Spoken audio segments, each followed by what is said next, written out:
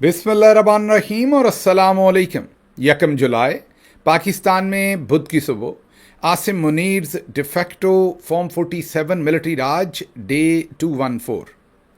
आज की अहम तरीन खबरों में सबसे पहली खबर कश्मीर से, जहां से तशवीशनाक खबर यह आ रही है कि शौकत नवाज मीर, जो कि अवामी एक्शन कमेटी के रूहे रवा हैं, आप उन्हें सरबराह भी कह सकते हैं या मेन फिगर भी कह सकते हैं, उनको गिरफ्तार कर लिया गया है।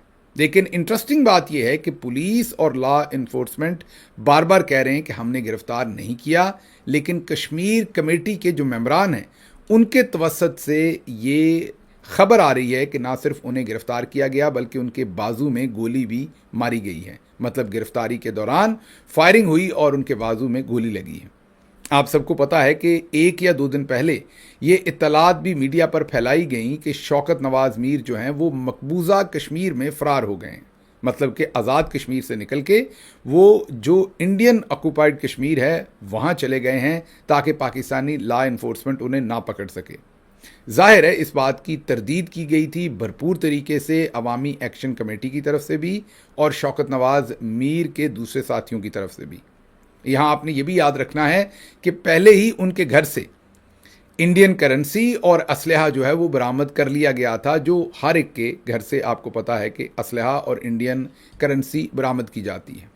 अब ये जो शौकत नवाज मीर साहब हैं, इनकी गिरफ्तारी के बारे में मुतज़ाद इतलात हैं। आपके सामने हमने बता दिया कि पुलिस कह रही है कि हमने गिरफ्तार नहीं किया, लेकिन दूसरी तरफ कोर मेंबर अवामी एक्शन कमेटी सरदार उमर नज़ीर कश्मीरी कहते हैं कि पुरअमन तहरीक पर एक बार फिर रियासती दहशतगर्दी करते हुए मेंबर जम्मू कश्मीर जॉइंट अवामी एक्शन कमेटी शौकत नवाज मीर को गिरफ्तार किया गया है।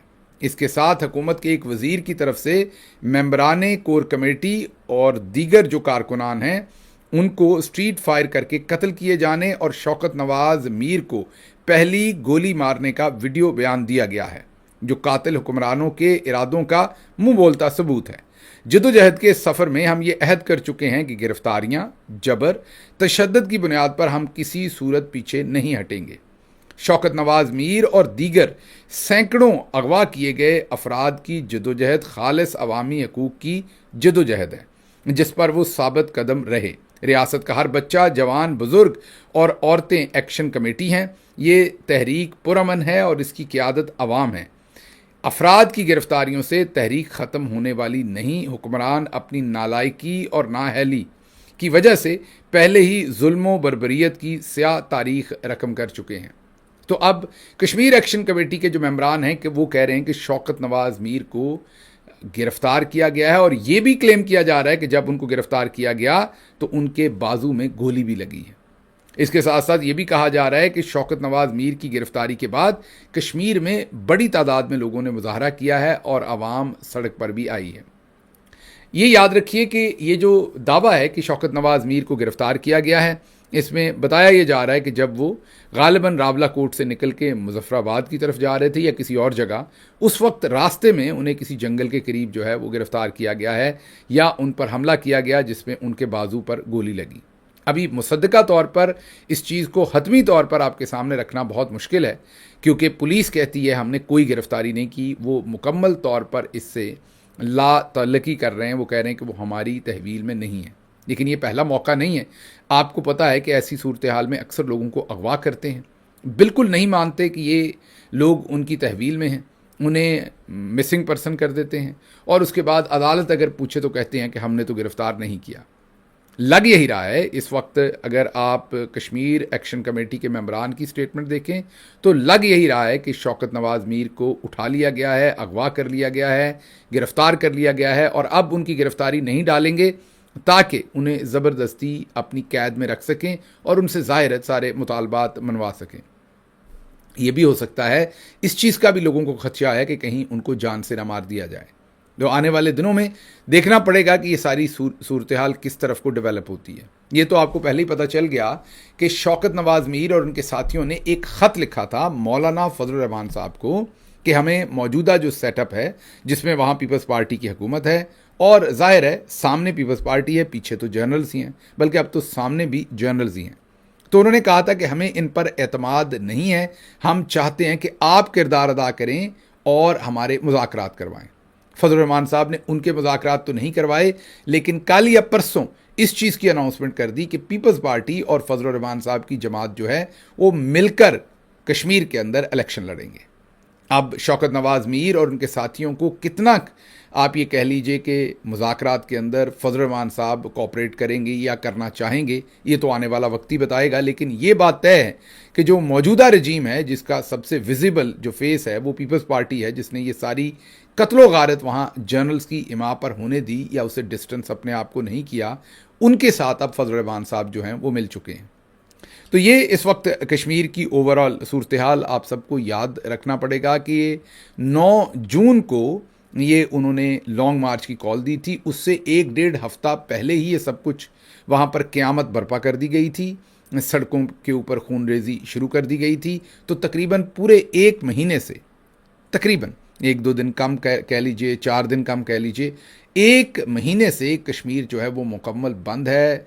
वहाँ पर रास्ते बंद हैं, सड़कें बंद हैं, वहाँ पर अक्सर दुकानें बंद हैं और जो ज़िंदगी का ज़रिया माश है लोगों का वो भी मुतासर है और रहन सहन भी मुतासर है। हमारे लोग जो हैं, जो इस तरफ से इस वक्त रजीम के रुए रवां हैं, वो बजाय इसके कि होश के नाखुन लें, वो इस चीज़ के ऊपर डबल डाउन कर रहे हैं। और जो अभी हमें इत्तलात आ रही हैं कि शौकत नवाज़ मीर के बाजू में गोली लग गई है, उससे आप खुद ही अंदाज़ा लगा लें कि हम करना क्या चाहते हैं। आगे बढ़ते हैं। ये तो पहली खबर थी जो आपके सामने रखनी थी। दूसरी खबर वो भी इसी तरह की खबर है, बल्कि बहुत ज़्यादा परेशान कुन है। आपको पता है कि पाकिस्तान ने हाल ही में, इससे पहले भी मुतअद्दिद बार पाकिस्तान ने अफ़गानिस्तान के अंदर ऑपरेशन किए, काबुल तक जाकर बमबारी की। पाकिस्तान ने बाकी इलाकों के अंदर भी, वो जलालाबाद हो या दूसरे इलाकों के अंदर भी बमबारी की इत्तलात हैं। फिर आपको याद होगा कि पाकिस्तान ने यह दावा किया था कि एक दहशतगर्दों के ठिकाने पर, जहाँ पर ड्रोन्स और दूसरी चीज़ें बनाई जाती हैं, वहाँ पर हमला किया था और दहशतगर्दों को ठिकाने लगा दिया था। बाद में यूनाइटेड नेशंस ने और दूसरे ह्यूमन राइट्स के जो बहुत सारे इदारे हैं, उन्होंने अफ़गानिस्तान के क्लेम को सॉलिडिफाई किया था और कहा था कि असल में वो मंशियात के आदी जो लोग हैं उनके लिए एक रीहैब सेंटर था। और पाकिस्तान ने एक किस्म के एक हॉस्पिटल पर या रीहैब सेंटर के ऊपर हमला किया था और वहाँ पर बहुत सारे मरीज़ जो कि असल में मंशियात के आदी थे और वो रीहैब में थे, अपना इलाज करवा रहे थे, उनको वहाँ पर कत्ल कर दिया था। तो ये सब बैकग्राउंड है। लेकिन हाल ही में जो आपको याद होगा, मजलिस अहरार, या मुझे नहीं एग्जैक्टली पता उनका नाम क्या है, बहरहाल अहरार ग्रुप जो है वो और टीटीपी, उनके ऊपर इल्ज़ाम लगाया गया था कि उन्होंने गुलशन जनाह कराची में रेंजर्स का जो ट्रांसपोर्ट हेडक्वार्टर है वहाँ पर दहशतगर्दी की थी और 4 गालिबन रेंजर्स के जो जवान थे उनको शहीद कर दिया था और 3 इसमें दहशतगर्द भी जाँ भाग हुए थे या कत्ल हुए थे, हलाक हुए थे। अब इस सारी सूरत हाल के अंदर उसके बाद पाकिस्तान ने अफ़गानिस्तान के अंदर एक ऑपरेशन किया था। ये लंबी तमहीद इसलिए बता रहे हैं कि ये पहली दफ़ा हो रहा है अब कि अफ़गानिस्तान वापस पाकिस्तान के अंदर ऑपरेशन कर रहा है। जी हाँ, ये पहली दफ़ा अब अफ़गानिस्तान ने ये क्लेम किया है। बीबीसी इस स्टोरी को रन कर रहा है और बीबीसी कहता है कि अफ़गान तालिबान का बलूचिस्तान और खैबर पख्तूनख्वा में दाइश के मुबैना ठिकानों पर फ़ज़ाई हमलों का दावा। अब जब आप बीबीसी की खबर पढ़ते हैं तो उसमें अफ़गानिस्तान कहता है कि अफ़गानिस्तान की एयरफोर्स ने, हालांकि उनके पास कोई बाकायदा किस्म की एयरफोर्स नहीं है, लेकिन आजकल आपने देखा कि एयरफोर्स तो ईरान के पास भी नहीं है।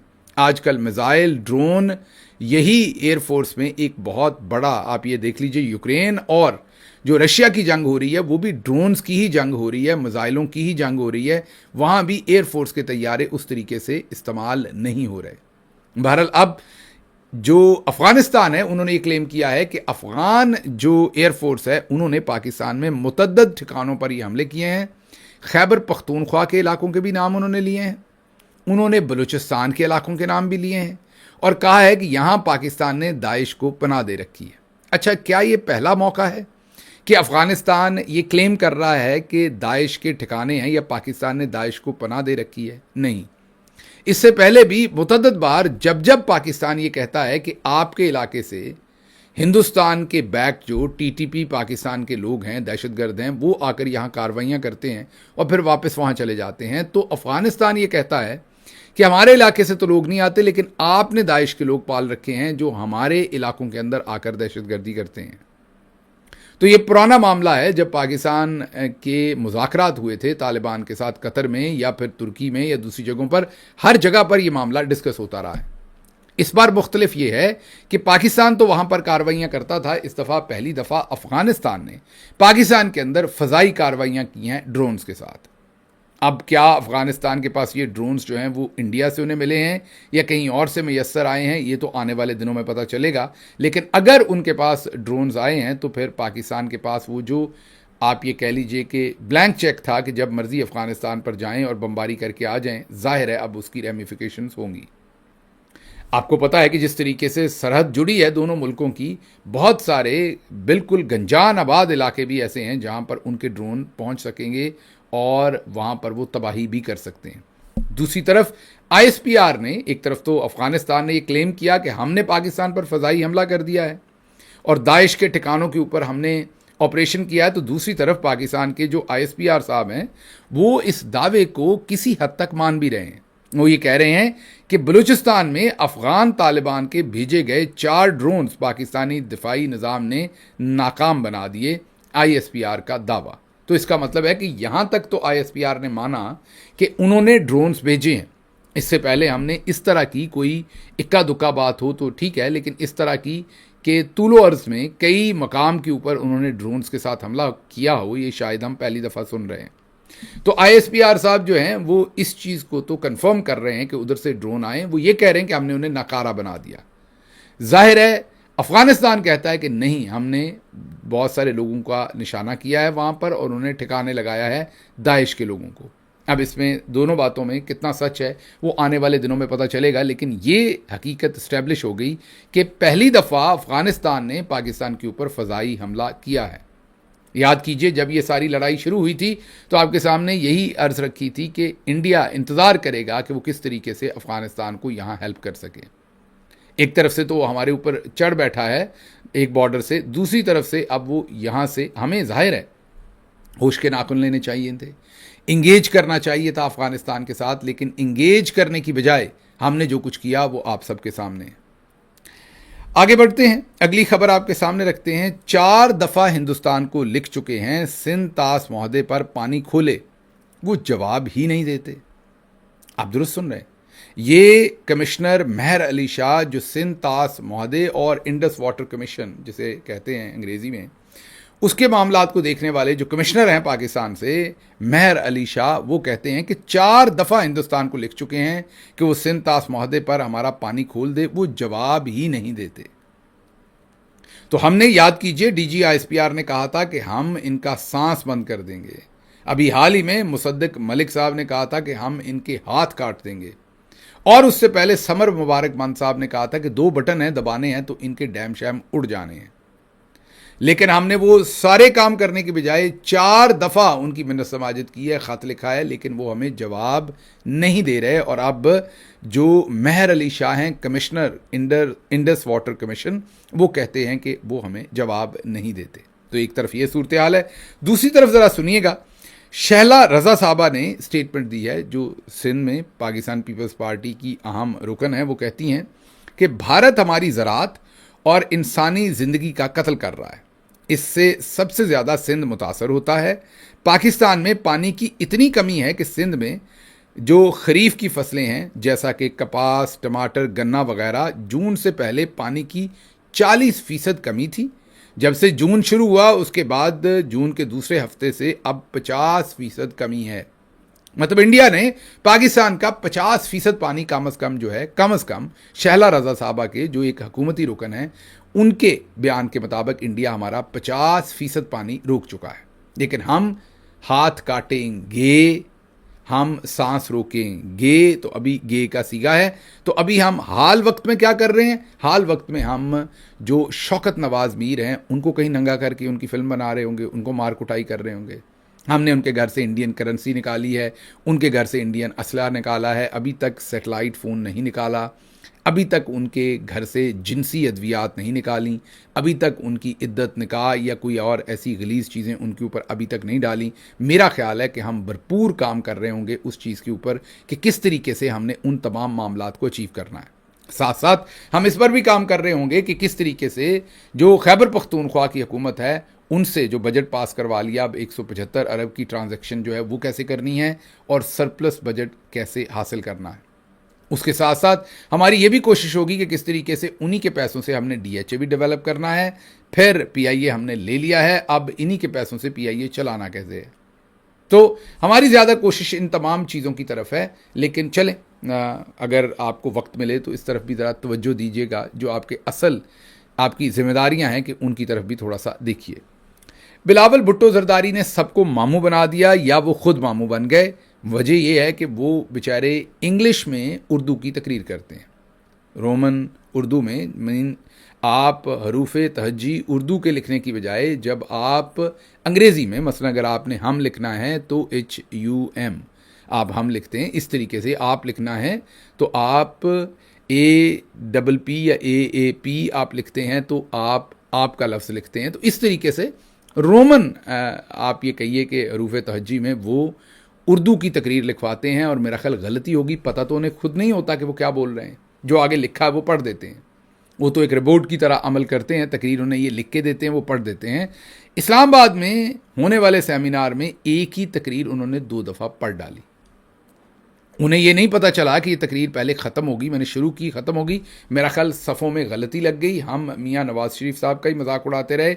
बिलावल जरदारी साहब ने उनकी नाहली देख लीजिए, ज़ुबान के साथ जो उनका कमज़ोर रिश्ता है वो देख लीजिए कि उन्हें यह भी एहसास नहीं हुआ कि ये पूरी तकरीर वो कर चुके हैं। हाज़रीन को उनकी तकरीर 2 दफ़ा सुननी पड़ी क्योंकि उन्होंने एक ही तकरीर जो है वो 2 दफ़ा कर डाली और सभी वहाँ हक्का बक्का थे कि ये बिलावल जरदारी को हुआ क्या है। उन्हें हुआ कुछ नहीं, वो वैसे ही हैं जैसे वो हमेशा से हैं। बस हम लोगों को कभी कभी पता चलता है कि इनकी असल हालत जो है वो इन तमाम चीज़ों के साथ इनका कनेक्शन क्या है। आगे सुनिएगा। पीपल्स पार्टी के रहनुमा आगा रफ़ीउल्लाह ने बहुत बड़ा इंकशाफ किया है, जो सुन के आपका चलें और कुछ नहीं तो लानतें भेजने को दिल तो ज़रूर करेगा। आगा रफ़ीउल्लाह कहते हैं कि कफन के बगैर दफनाने का मकसद सस्ती शोहरत हासिल करना भी हो सकता है। हालात इतने भी बुरे नहीं कि कफन ना मिल पाए। और अब जो मज़ीद इत्तलात आ रही हैं, ये मुल्तान से वो ख़बर है, याद कीजिए, जिसमें वालिद ने अपने बेटे को कफन के पैसे ना होने की वजह से एक चादर में लपेट कर दफन करने की कोशिश की थी। मज़ीद इत्तलात अब रिपोर्टर ग्राउंड से दे रहे हैं कि बेटे की मौत 2 दिन पहले हो गई थी और बाप बैठा सोचता रहा कि अब इसको दफन कैसे करूं, क्योंकि घर में एक पैसा नहीं था कि वो कफन दफन का या किसी किस्म का भी कोई बंदोबस्त कर सकें। आगा रफ़ीउल्लाह कहते हैं पीपल्स पार्टी से कि हो सकता है कि ये मीडिया की अटेंशन सीख करने के लिए, मतलब कि ये सस्ती शोहरत हासिल करने के लिए उस बाप ने यह हरकत की है। आगे बढ़ते हैं। आगे लाहौर के अंदर एक बहुत ही अफसोसनाक सानहा हुआ है। उसमें बहुत सारे बच्चों की अमवात की खबरें हैं, शहादतों की खबरें हैं। ट्यूशन सेंटर एक था जिसमें बच्चे पढ़ रहे थे, ऊपर से छत गिर गई। इनिशियल इतला ये थी कि 14 बच्चे उसमें जाँ बहक हो गए, शहीद हो गए। अभी शायद नंबर उसमें बढ़ जाए क्योंकि ज़ख्मी भी बहुत सारे हैं। और ये बताया जा रहा है कि लाहौर में सिर्फ ये नहीं, लाहौर में 346 इमारतें किसी भी वक्त गिर सकती हैं। वैसे तो ये 3000 से ज़्यादा इमारतें होंगी, लेकिन ये सियासी कह दिया, जो सरकारी अदाद-ओ-शुमार हैं उनके मुताबिक 346 इमारतें किसी भी वक्त गिर सकती हैं। और सबसे इंटरेस्टिंग बात है कि इसी शहर में 133 जो गवर्नमेंट के स्कूल की इमारतें हैं वो भी किसी वक्त भी गिर सकती हैं। और ये कोई और नहीं कह रहा, ये अदाद-ओ-शुमार कोई और नहीं दे रहा, ये मुस्लिम लीग नून के अपने घर के, जिनको अक्सर लोग टाउट सहाफ़ी से भी याद करते हैं, नसरुल्लाह मलिक साहब, उनके ये होशरुबा इंकशाफात हैं। ये नून लीग के घर के सहाफ़ी हैं। अगर ये कह रहे हैं कि 133 स्कूलों की बिल्डिंग ऐसी हैं कि किसी भी वक्त गिर सकती हैं, तो फिर आगे आप सोचिए कि मामलात वहाँ किस तरह के चल रहे हैं। लेकिन मरियम साहबा जो हैं, उनकी जो मैं यही कह सकता हूँ कि जो उनकी हेल्प हैं, सपोर्ट हैं, मुलाजमा हैं, वो कहती हैं कि जहाज़ पर सवाल किया गया, हाँ ख़रीदा जहाज़, कर लो जो करना है। आपने उनकी बातचीत सुन ली थी, वो आपके सामने होगा। आगे मुनीफ फारूक कहते हैं कि इमरान खान को जब शिफा इंटरनेशनल हॉस्पिटल लाया जा रहा था शिफा हॉस्पिटल लाया जा रहा था, उस वक्त भी अलीमा खानम ने एक माँ के लिए हॉस्पिटल में रखने की शर्त रख दी थी। तो मोहसिन नकवी ने कहा कि एक माह के लिए भी रख लेंगे अगर डॉक्टर रिकमेंड करे, अभी आप साथ आ जाएं। यहां तक कहा कि आप इमरान खान के साथ गाड़ी में बैठकर आ जाएं ताकि आप इमरान खान साहब के साथ टाइम गुजार सकें। ये मुनीफ फारूक एक दफ़ा फिर वही बयानियां दे रहे हैं कि अलीमा खान की वजह से इमरान खान को हॉस्पिटल शिफ्ट नहीं किया जाता, अलीमा खान की वजह से उनकी मुलाकात नहीं करवाई जाती कि भाई अगर आपने हॉस्पिटल शिफ्ट करना है तो आपने अलीमा खान साहबा का इंतज़ार क्यों करना था, आप खुद ही उन्हें शिफ्ट कर देते। लेकिन जानबूझ के, जैसे कल भी इमरान खान की बहनों की एक दफ़ा फिर मुलाकात नहीं करवाई गई। ये कहा गया कि नौरीन खान न्याजी साहबा की मुलाकात करवाई जाएगी, वो पहुंची, बहनों ने कहा कि हाँ भले एक बहन की मुलाकात करवा दें, वो वेट करती रहीं। सारा दिन भी गुजर गया, शाम रात तक इंतज़ार करने के बाद वो वहाँ से उठ के गईं, उनकी मुलाकात एक दफ़ा फिर नहीं करवाई गई। तो ये बार बार जो आपको ट्रक की बत्ती के पीछे लगाया जाता है, ये वो बयानियाँ हैं जो बनाया जाता है बेवकूफ़ बनाने के लिए। लेकिन अब मुझे वैसे समझ नहीं आती, शायद यही है कि उनका ख्याल ये है कि अगर इमरान खान साहब की मुलाकात हुई तो वो अंदर से कोई ना कोई एहतजाज का पैगाम देंगे। बाहर वाले जितने भी सरकारें हैं वो तो सारे के सारे अब इस चीज़ के ऊपर कंफर्टेबल हैं कि एहतजाज ना किया जाए, वो तो एहतजाज नहीं करना चाहते। बजट भी पास हो गया, सरप्लस का मामला भी हमने आपको बता दिया, 175 अरब के भी मामला तय हैं, नूरा कुश्ती होगी थोड़ी बहुत अदालत के अंदर, बाकी मामला सारे तय हैं। तो अब मेरा ख्याल है बाहर बैठे बहुत सारी शख्सियात ये चाहती होंगी, इवन पीटीआई से भी, कि इमरान खान से मुलाकात ना हो, क्योंकि अगर इमरान खान से मुलाकात हुई तो जेल के अंदर से कोई ना कोई अहकामात देंगे और हमें फिर झूठा सच्चा उस काम को करना पड़ेगा। तो ये मौज लगी हुई है, आराम से सुकून से हम चल रहे हैं। बहाना हमारे पास ये है कि एहतजाज कैसे करें, इमरान खान साहब से तो मुलाकात ही नहीं हुई। लेकिन आपने याद करना है, इमरान खान रिहाई फोर्स बनी, फिर कहा फोर्स का नाम सख्त है, फिर हमने रज़ाकार फोर्स के पता नहीं कौन सी फोर्स बनानी है, फिर वो भी नहीं, फिर कहा कि रमज़ान के अंदर मेंबर साजी होगी और ईद के बाद एहतजाज होगा। रमज़ान गुज़रा, ईद गुज़री, ईद के बाद 2-2.5 महीने गुज़रे, बड़ी ईद गुज़री, मुहर्रम गुज़रा, लेकिन सुहेल अफरीदी साहब किसी किस्म का कोई एहतजाज जो है, मुनज़्ज़म एहतजाज जो है, उसकी कोई सही ना कर सके। तो अब इस वक्त इमरान खान साहब की मुलाकात रोकने का और तो कोई मकसद नज़र नहीं आता सवाए इसके कि उनसे मुलाकात होगी तो वो कोई ना कोई अहकामात देंगे, डिस्रप्शन होगी।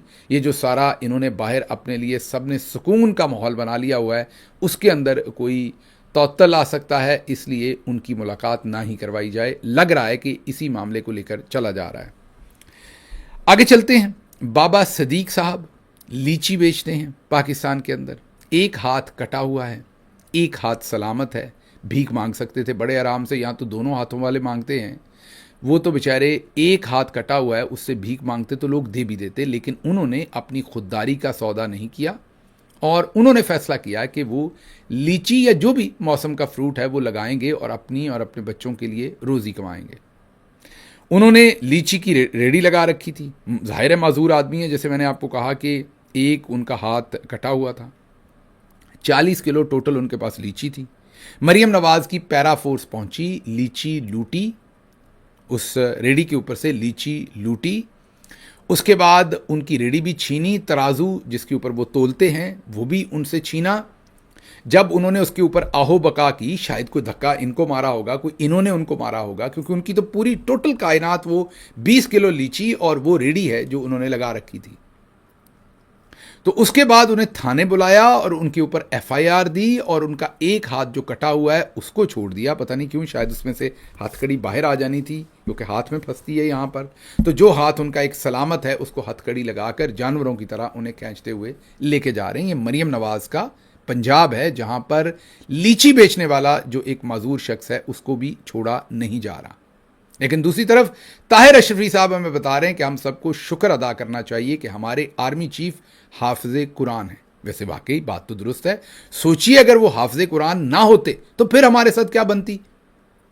ये जो सदीक साहब हैं जिनका एक हाथ कटा हुआ है, सिर्फ 40 किलो लीची इन्होंने वहां पर रेडी लगाई थी। आप एक लम्हे के लिए सोचिए कि इनके साथ फिर क्या बनता अगर हाफिज साहब ना होते।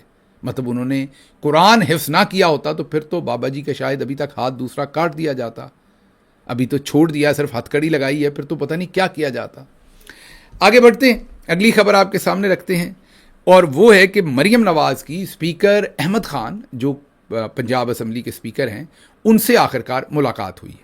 पिछले 2-3 दिनों से नसीम सिद्दीकी साहब और दूसरे सहाफ़ी ये खबर दे रहे थे कि मलिक अहमद खान कोशिश कर रहे हैं मिलने की शहबाज शरीफ को, लेकिन उन्हें मुलाकात का वक्त नहीं मिल रहा। मेरा नहीं ख्याल ये बात सच होगी, बहरहाल उनकी खबर है, हम एहतराम करते हैं, लेकिन मेरे ख्याल में मलिक अहमद खान साहब के शहबाज शरीफ के साथ बहुत ही गहरे मरासम हैं, वो मुलाकात का वक्त तो उनको दे ही देते। बहरहाल अब मरियम नवाज साहबा की उनसे मुलाकात हुई है, क्योंकि पिछले चंद दिन से आपके सामने ये खबर मौजूद है कि मरियम नवाज साहबा का जो दफ्तर है वो मलिक अहमद खान के ख़िलाफ़ कसूर के अंदर डीपीओ पुलिस और दूसरी ब्यूरोक्रेसी को इस्तेमाल करके उनके ख़िलाफ़ भरपूर काम कर रहे हैं कि उनको किसी तरीके से वहाँ उनकी तौहीन की जाए या कंट्रोवर्शियल किया जाए कि ये वहाँ पर रस्सागिरी करते हैं या बुरे काम करते हैं।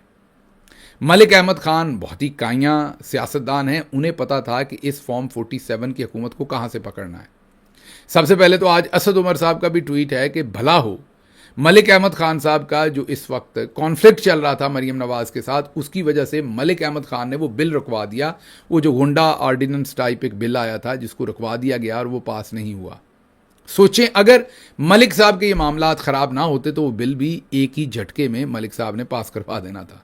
बहरहाल अब मलिक साहब को जब वहाँ पर तंग किया गया तो उन्होंने इस्तेहकाक की कुछ रेजोल्यूशंस जो हैं वो जमा करवा दी उनके मेंबरान ने, और पुलिस वालों को बुला के वहाँ पर असम्बली के अंदर उनको थोड़ा बहुत खींचातानी की गई, और उसके बाद मरियम नवाज साहबा की हुकूमत की खींचातानी भी स्पीकर साहब ने की। लोगों ने वो वीडियोस शेयर की, मरियम नवाज के ऊपर प्रेशर बना, और अब उन्होंने पहले मरियम औरंगज़ेब के साथ उनकी मुलाकात करवाई, और अब ये इत्तलात आ रही हैं कि उनकी मरियम नवाज के साथ भी मुलाकात हो गई है।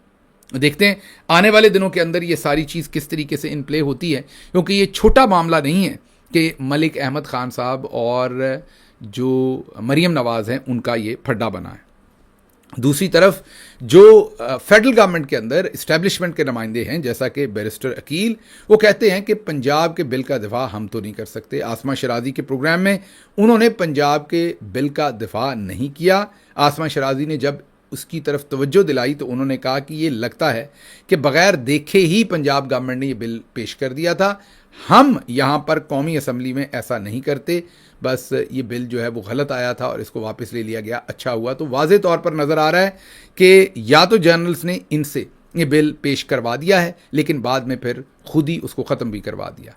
अगली इंटरेस्टिंग खबर आपके सामने एहसन इकबाल साहब की रखते हैं। वो कहते हैं कि दुनिया में बहुत सारे ऐसे मुल्क हैं, मंतक ज़रा सोचिएगा, आपको तैयार कर रहे हैं ज़हनी तौर पर कि करप्शन कोई बुरी चीज़ नहीं है। वो कहते हैं दुनिया में बहुत सारे ऐसे मुल्क हैं जहां पर हमारे जितनी करप्शन हुई लेकिन उन्होंने तरक्की भी बहुत ज़्यादा की। याद कीजिए, हमजा शहबाज ने भी एक ऐसी स्टेटमेंट दी थी कि बच्चों करप्शन होती है, उसे होते रहने देना चाहिए, उसके मामले में नहीं पड़ना चाहिए। नवाज शरीफ साहब ने कहा था कि हजूर ये हैं वो ज़राए, और साथ अगर मेरे ज़राए जो हैं वो मेरी आमदन के साथ मुताबिकत नहीं रखते तो भाई तुम्हें क्या। अभी मरियम औरंगज़ेब कहती हैं कि हाँ लिया जहाज़, तुम्हें क्या। तो अब एहसन इकबाल कहते हैं कि दुनिया में बहुत सारे ऐसे मुल्क हैं जहां हमसे भी ज़्यादा या हमारे जितनी, हमसे ज़्यादा नहीं उन्होंने कहा, हमारे जितनी करप्शन हुई और वो उसके बावजूद तरक्की कर गए। आप सबको ज़हनी तौर पर एहसन इकबाल तैयार कर रहे हैं कि करप्शन कोई बुरी बात नहीं है। सुनिए एहसन इकबाल ने क्या कहा। आपको मैं दुनिया में बहुत से ममालिक गिना सकता हूं कि जिन्होंने हमारी जितनी करप्शन के बावजूद तरक्की कर ली है। सुन लिया आपने। ये आज इसलिए भी बहुत मौजू हैं कि उनकी बहन जो रिटायर्ड हो चुकी थी ऑलमोस्ट, या होना था उन्होंने अगले चंद महीनों में, उन्हें रिटायरमेंट से पहले ही प्री रिटायरमेंट लेकर उनको एक एक्सटेंशन टाइप, आप ये कह लीजिए जॉब, पब्लिक सर्विस कमीशन में उनको वहाँ पर एक लंबे चौड़े पैकेज के साथ इन्होंने अपॉइंट करवा दिया। तो इन ख़ानदानों का ना सिर्फ पाकिस्तान से ये पूरा भरपूर फ़ायदा लेते हैं, बल्कि ये भी बताते हैं कि करप्शन से कोई फ़र्क नहीं पड़ता। ये इस मुल्क में ये क्या हरामीपन हो रहा है, इसे हरामीपन न कहा जाएगा तो हलालीपन कहा जाएगा इसको। मुझे यहाँ से इजाज़त दीजिए। अल्लाह आपका हामी और नासिर हो। पाकिस्तान जिंदाबाद।